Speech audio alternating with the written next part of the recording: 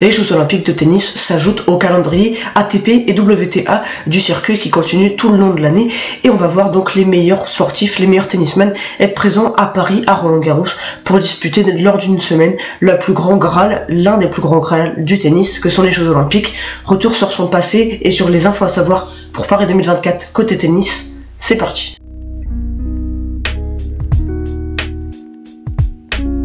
Salut les amis, j'espère que vous allez bien et bienvenue pour cette série qui va bientôt toucher à sa fin.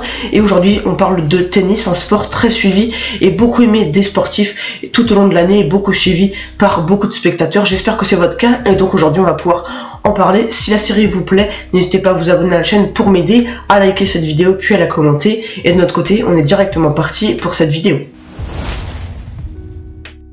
Comme d'habitude, on commence par une partie historique pour les vidéos. Et pour le tennis, il faut savoir que l'ancêtre du tennis, ça vient du jeu de paume qui est né en France et qui date du 11e siècle environ. Le jeu de paume donc se pratiquait dans la cour d'un monastère souvent et il se frappait en tapant la balle du creux de sa main. Le tennis purement comme on le connaît aujourd'hui se développe à partir du 19e siècle, du côté notamment de l'Angleterre principalement. Et on va avoir notamment un club anglais qui va mettre à disposition ces terrains de croquet devant l'engouement qui se crée en Angleterre à disposition des terrains de tennis. Et c'est là qu'on va voir une effervescence totale britannique et même pour ça qu'aujourd'hui on va voir le tennis qui va totalement dépasser le croquet lors du 19e siècle pour voir le tennis être l'un des sports les plus populaires du côté de l'outre-Manche. Et donc comme beaucoup de fédérations va être créée peu de temps après ça, en 1913, on va avoir la création de la Fédération internationale de tennis sur gazon. Faut savoir que du coup pour les Jeux Olympiques, le tennis dispose d'épreuves masculines et féminines. On va avoir une épreuve de simple homme et une épreuve de simple femme et puis les deux on aura également une épreuve de double féminine et une épreuve de double masculine et on aura également une épreuve de double mixte, ce qui propose un total de 5 épreuves. Mais si on s'intéresse à l'histoire olympique du tennis, faut savoir que la présence elle est là depuis beaucoup de temps puisque dès la première édition elle sera là en 1896 à Athènes mais va quitter le programme du tennis à partir de 1924 à cause de problématiques autour du côté professionnel du sport et malgré ça il va avoir un retour comme sport de démonstration uniquement à partir des Jeux de 1968 à Mexico et enfin la petite balle jaune reviendra à partir de 1988 à Séoul aux Jeux Olympiques d'été. Depuis 1988 le tennis n'a plus quitté les Jeux Olympiques désormais et on a tous les meilleurs joueurs mondiaux qui viennent donc tous les 4 ans aux meilleurs endroits du monde pour disputer les Jeux Olympiques, une quête qui manque à beaucoup du palmarès comme notamment Novak Djokovic qui tentera cette année l'un des favoris de remporter ce Graal. Faut savoir que le double mixte, lui, il a fait son retour pas en 1988, mais bien plus tard, lors des Jeux de 2012 à Londres, un retour bien plus tardif que les épreuves de simple à l'initiative du CIO qu'il avait décidé en décembre 2009. Si on passe au tableau des médailles, on a un total de 24 médailles récoltées pour les États-Unis qui sont en tête de ce classement avec 14 titres, 3 médailles d'argent et puis 7 médailles en bronze. On a la Russie derrière avec 8 médailles, la Suisse 6 médailles et l'Espagne avec 13 médailles et puis la France est un petit peu plus bas dans le classement au 20e rang avec un total de 4 médailles pour 2 en argent et 2 en bronze. Si on passe à Paris 2024, pour le côté tennis, faut savoir que les épreuves se joueront du 27 juillet au 4 août, donc sur la première semaine, et puis on aura forcément au stade de Roland-Garros, sur la terre battue donc, que se disputeront ces épreuves de tennis. On peut avoir des surfaces différentes chaque édition, mais là, donc ça sera la terre battue qui est réservée logiquement avec Roland-Garros. Les tableaux simples seront composés de 6 tours, avec à chaque fois 64 joueurs et 64 joueuses.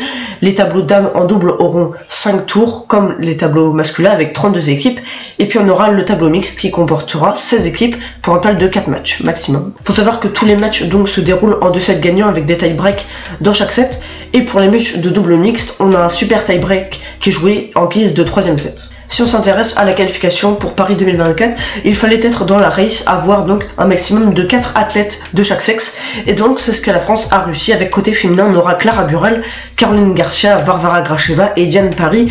Les médailles, vous vous en doutez les amis, c'est un peu comme en Grand Chelem, ça sera compliqué vu l'autre densité qu'il y aura également des autres pays quand on connaît la qualité du top 10 WTA notamment qui a un cran dessus quand même de Caroline Garcia qui semble la meilleure joueur française. Et ben on aura des favoris comme forcément Iga Swiatek, Aryna Sabalenka, Rybakina également et pourquoi pas d'autres joueuses un peu surprises comme Danielle Collins cette saison ou encore Vondrousova. Le tableau masculin sera marqué par 4 Français également avec Arthur Fils qui monte en puissance gentiment notamment en ce Wimbledon qui d'ailleurs pendant que je tourne la vidéo se déroule actuellement. On a Hugo Humbert également qui lui aussi peut performer après une déception un peu à Roland Garros. Il aura à cœur de bien faire dans ce tour où il pourra aller chercher de belles places lui aussi. On a également un très bon engagé qui est Gaël Monfils, par son expérience et par notamment le talent qu'il a, il est capable d'être très bon. Et puis Corentin Moutet, après la grosse sensation à Roland Garros, on a hâte de voir ce qu'il pourra faire du côté des Jeux Olympiques, notamment avec son bon match face à Sinner, mais c'était incliné, prendre le premier set au premier jour mondial qui était Yannick Sinner à cette époque-là. Et ben on a justement Corentin Moutet. Du côté du double, là on pourra avoir une belle chance de médaille avec Fabien Reboul qui sera engagé aux côtés d'Edouard Roger Vasselin, deux hommes en double homme, donc ils pourraient pourquoi pas aller chercher une belle médaille pour eux, pourquoi pas, ça sera compliqué à voir, des incertitudes sur la concurrence qu'il y aura, donc on peut pas évidemment trop se projeter, mais forcément on aura également, ça a été annoncé, un double entre Hugo Humbert et Arthur Fils qui ont très peu joué en double ensemble, mais en s'entraînant on espère que ça pourra le faire également pour eux. Côté féminin, on aura le double avec Caroline Garcia et puis également Diane Paris. Et enfin, on aura un nouveau double qui est annoncé avec les deux autres joueuses de simple. On a Varvara Gracheva et puis également Diane Paris. Si on s'intéresse aux autres favoris côté des autres pays, on va avoir notamment en Espagne, on aura forcément Carlos Alcaraz, fraîchement vainqueur de Roland Garros et qui est en bonne lice une nouvelle fois pour remporter pourquoi pas Wimbledon.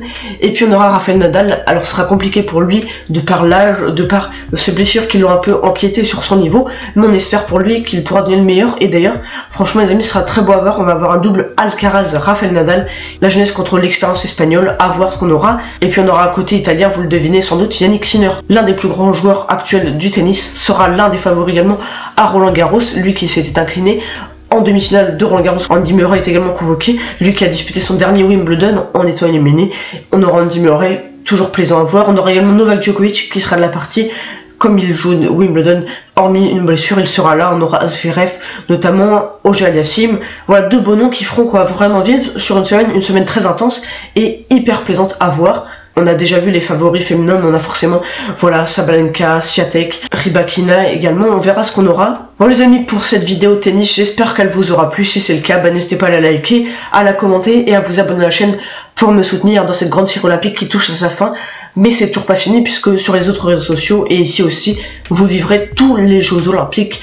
Donc n'hésitez pas à aller faire un tour. De mon côté, je vous dis à très bientôt sur le stade et à demain. Salut.